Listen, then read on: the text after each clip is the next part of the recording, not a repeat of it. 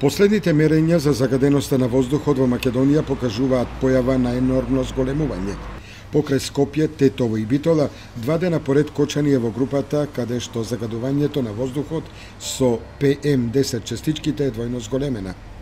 Мерењата на мониторинг станицата за квалитетот на воздухот во Кочани, лоцирана кај основното училиште Свети Кирил и Методи, покажуваат присуство на така наречените PM10 частички со зголемување на над 95 микрограми на метар кубен.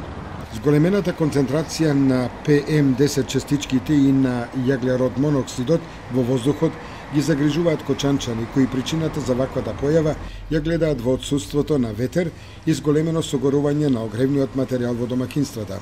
И маглата која е присутна во Кочанската котлина неколку дена, посебно во утринските часови, им создава проблеми на возачите, посебно на магистралните и на регионалните патни правци кон и од Кочани.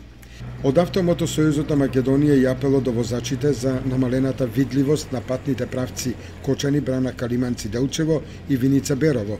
Новие патни правци, според АМСМ, можна и појава на одрони, па затоа се препорачува и внимателно возење.